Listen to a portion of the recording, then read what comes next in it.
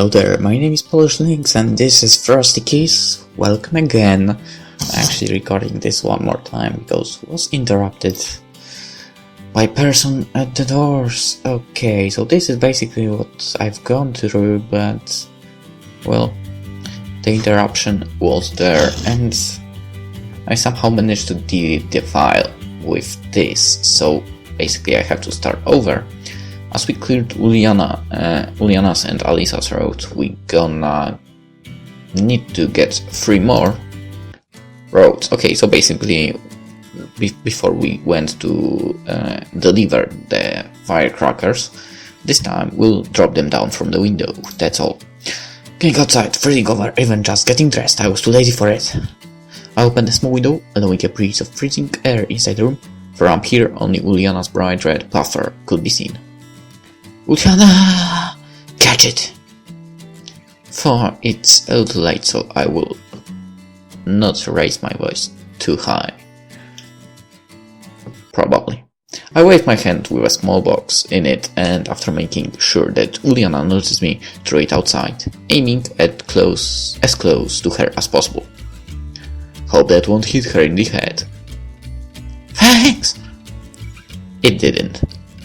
Feeling that my duty had been put down, I closed the window and returned to the chair, shrinking because of the cold. Masha lazily followed me with her eyes, staying silent.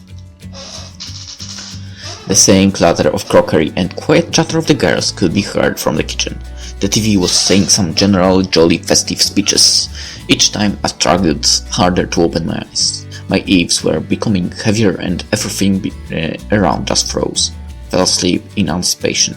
Masha, judging by looks, was pretty tired of all these festive views. She switched the channel to some weird show where 2 suspiciously familiar guys were checking city myths and legends. Anyways, Masha, where were you all the time? She shuddered but didn't reply. Masha?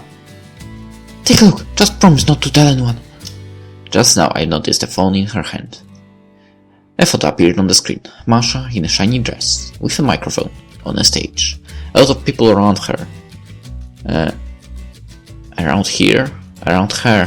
Well, spangled decorations everywhere. What's that? Semyon, come here! Before I did it. Oh, and Saif is here. I would stay, but somehow I feel like Masha's ending should be the last ending. As well, more or less I liked her like in the top, even Everlasting Summer. It was, I think, like Alisa and then Masha, but Yulia on the top, and Slavia, Uliana and Lena after that. But well, so let's do it like that. However, Alisa's ending already achieved in the previous episode. But yeah, let's go. Let's do this time. Could you please help me? Uliana wrote outside and I can't reach it. What? The jar. It's on that high shelf over there. And sorry, Masha, but well, our talk has to wait. This, well, saving the best for the end. For the end. Okay. Lena was the most responsible, notable and serious-minded person among us. You could ask her about anything and have no doubt that she will do it. Probably that's why our fest was held in her flat. According to Chatty, Uliana, Lena is on her 3rd year of studies in a medical university. Wow, that's ambitious. At least I think. Well, I believe it is. However, her exact field of studies remain a mystery for me. And judging by the number of times I've seen her banging away at thematic literature and various tutorials, and speaking of literature, I'm still not writing my thesis. I wonder why. Because games, and anime, and other things that can lead me away from it. She was fully engaged in studies. Generally, she never liked to talk about herself or the events of her life. We passed through a narrow corridor and stepped into a tiny kitchen. There were some simple tea goodies. At the table, the kettle on the stove was slowly boiling. A weird poster was hanging on the fridge. I was trying to understand who it was, but couldn't. I think I know the reference too, but I have no idea what's written there. Seeing sweets, huh? The girl smiled. So, how did everything go with Liana? Everything is alright, she added.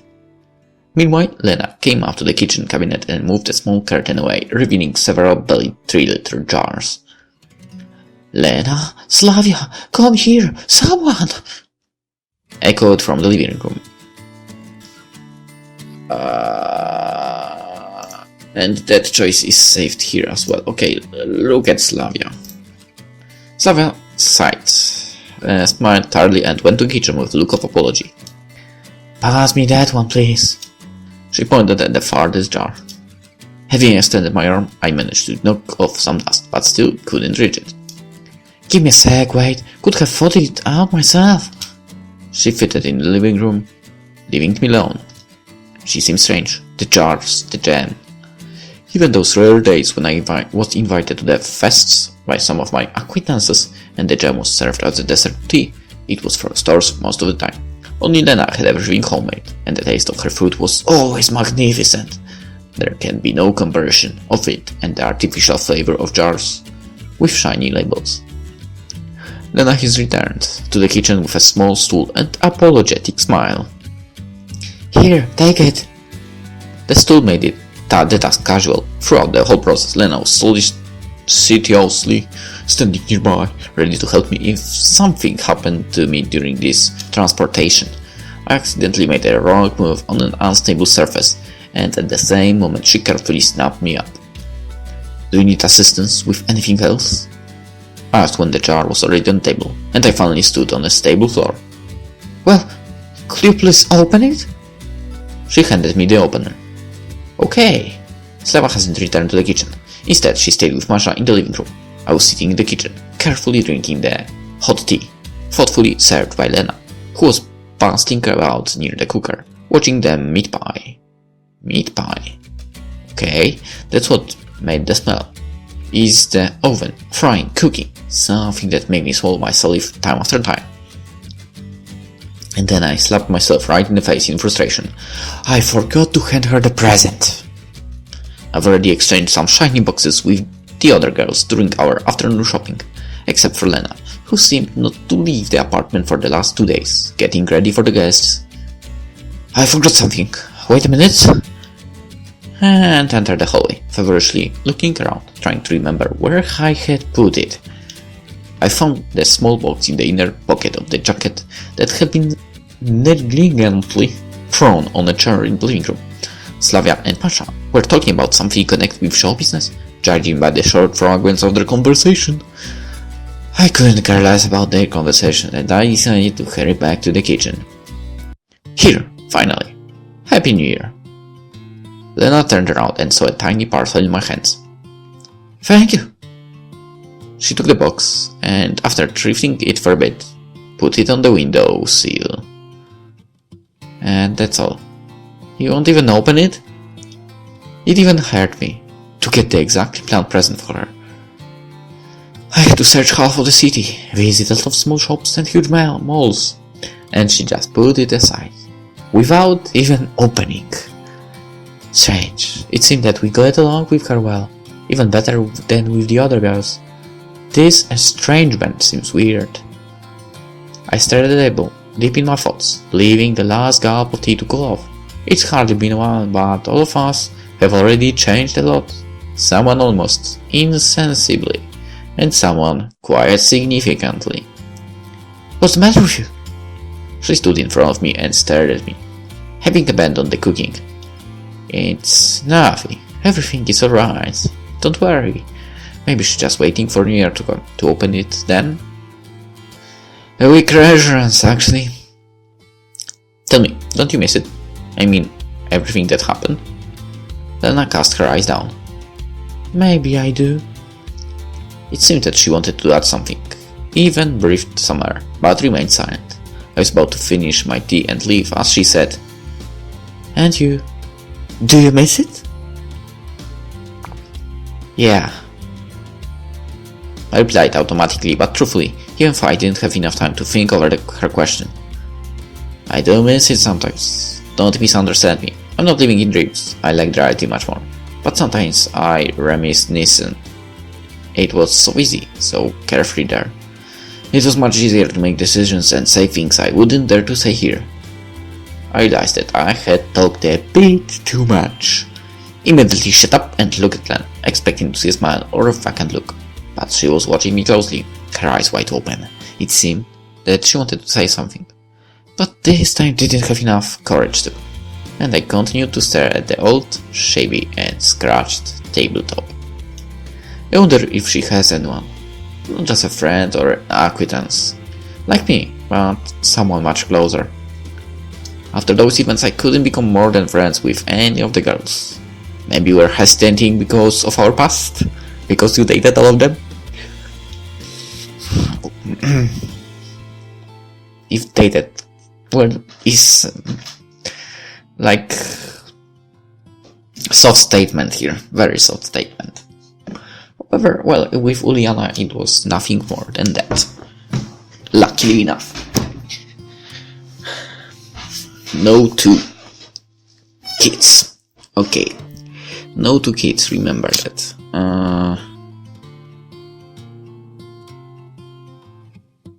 Alright, after those hesitating, maybe because I'll be honest. But eventually I have returned to my lonely, although not so hopelessly dull life. Even managed to find a job. Began to go out and talk to other people more often. Sure, it wasn't heaven on earth, but I didn't blame my fate for that. I like this, maybe not so fast-paced, but changes. And still, I had some emptiness in my soul, as if I lacked something important and bright in my life, but what it was, I couldn't even understand myself. Something that makes you want to wake up earlier and, for example, get up and make a delicious breakfast, while humming a simple tune.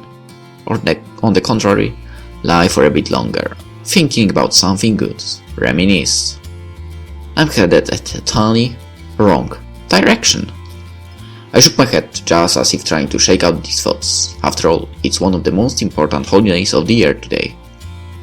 Or is it? Somehow I remembered one of the latest graduate meetings.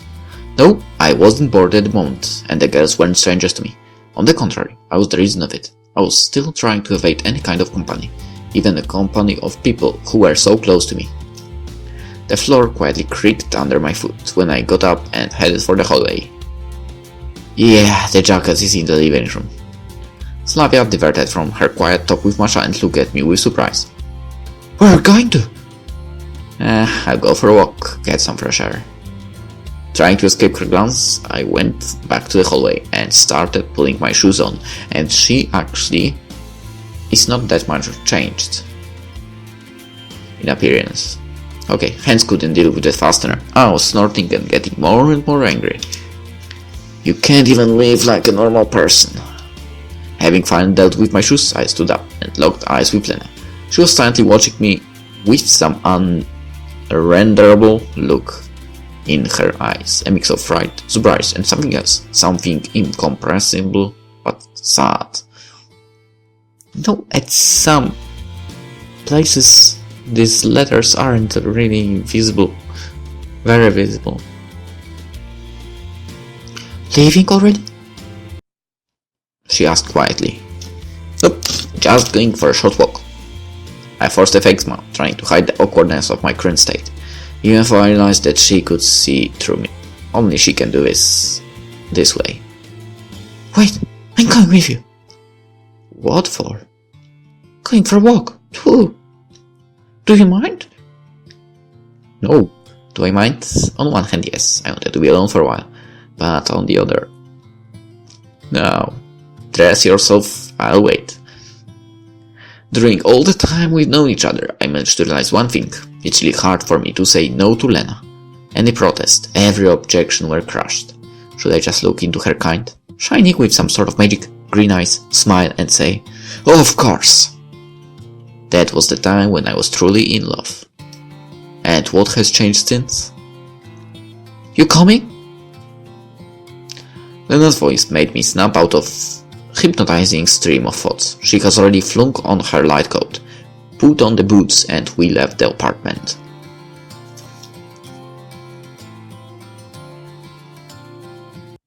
So what?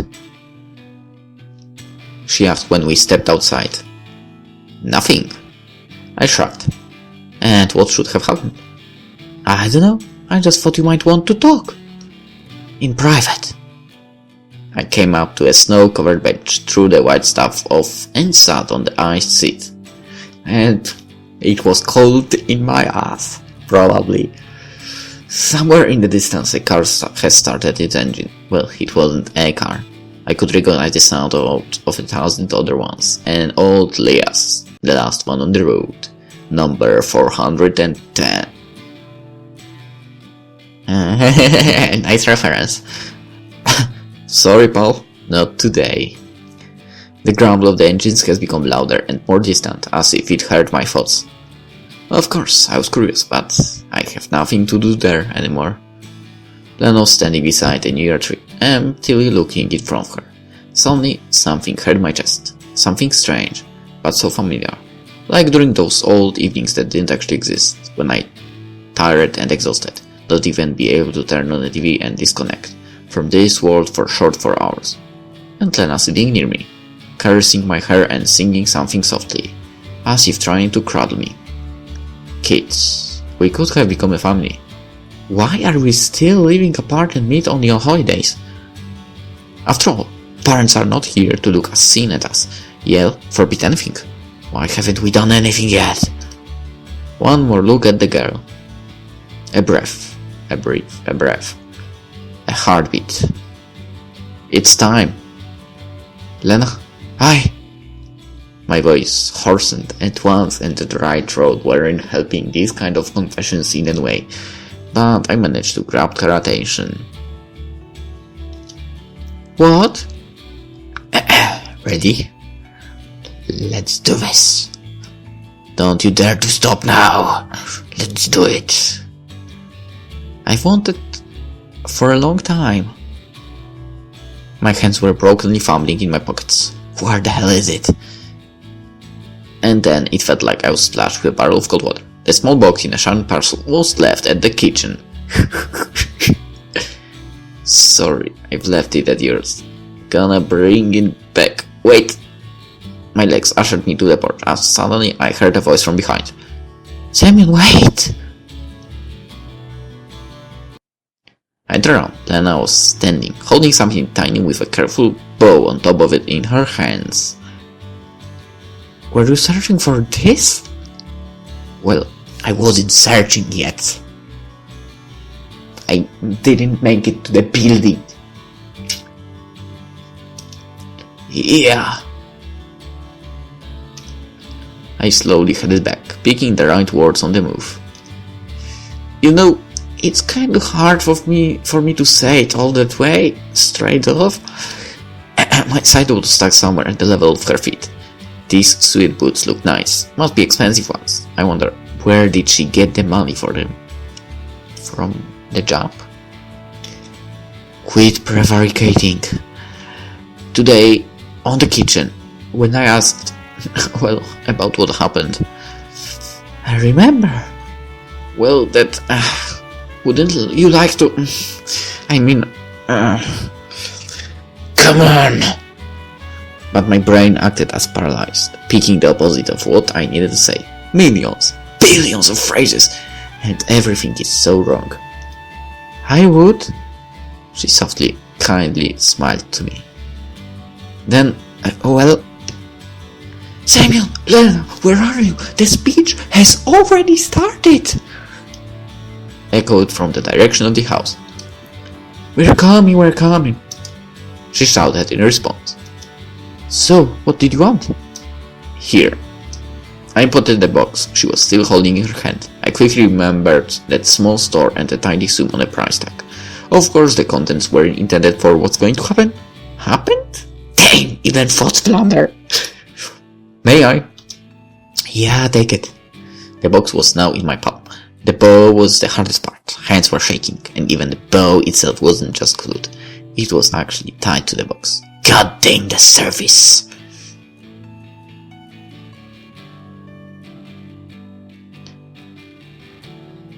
Wait a second. Do you see it? It's kind of where... well... Why are her clothes in a different color now? Completely. Well, never mind. But then I finally opened it and pulled a small but elegant pendant on a chain. Take it. I figured you would like it. She twisted it in her hands and smiled. Thank you. A small emerald, strikingly green, just as her eyes, glistened beautifully under the light of the lamp posts. But that actually is a beautiful art. An awkward silence fell. I was perplexedly looking somewhere aside, not knowing what to say, and Lena. Well, she's always silent. Listen, you know... Come on, Semyon, come on! There's nothing hard in it, just a couple of words. So, I thought... Lena kept silent and, with a smile, was watching me hopelessly, trying to control my speech. Do you...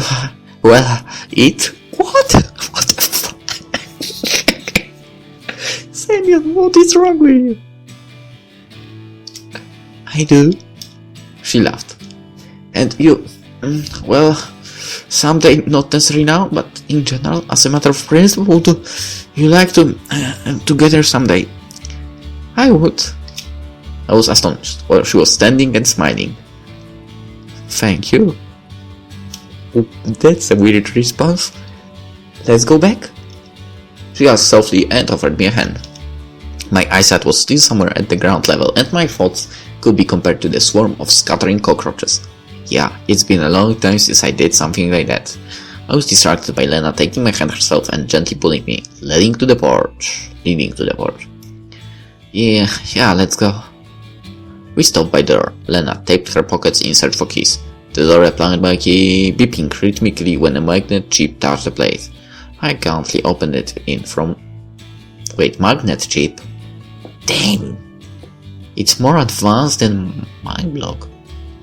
Never mind. I gallantly opened it in front of Lena, but she didn't hurry inside. She freezed at the doorstep, as if thinking something over. Well, I couldn't finish my sentence because Lena made a step towards me. A warm kiss has imprinted on my cheek. I just stood there, breathless and astonished. I wanted to reach for her as well, but she has already stepped inside, smiling archly. A second, and it's the same shy girl in front of me as she was before, but my cheeks still contain the feels given by the kiss. Thanks. Again. And again she smiled. You're welcome, Semyon. And I felt that awesome changes are coming in my life. Frosty kiss. Ending number 3.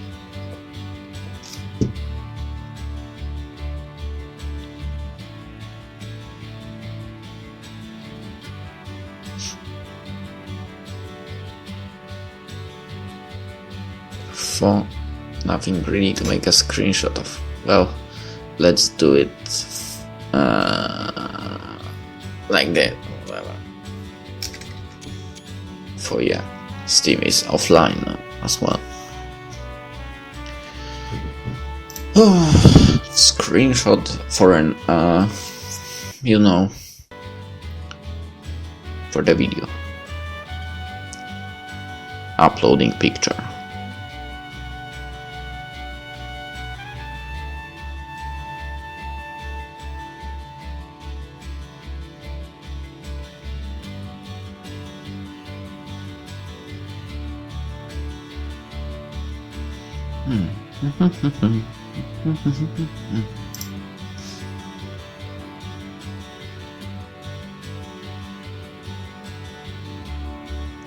Wait, Uliana, Lena, and do the people who I actually had the road completed appear on that clips? Interesting, maybe that's possible. Okay, so in the next episode we'll try for Slavia's road or Miku's road, probably Slavia's. So bye.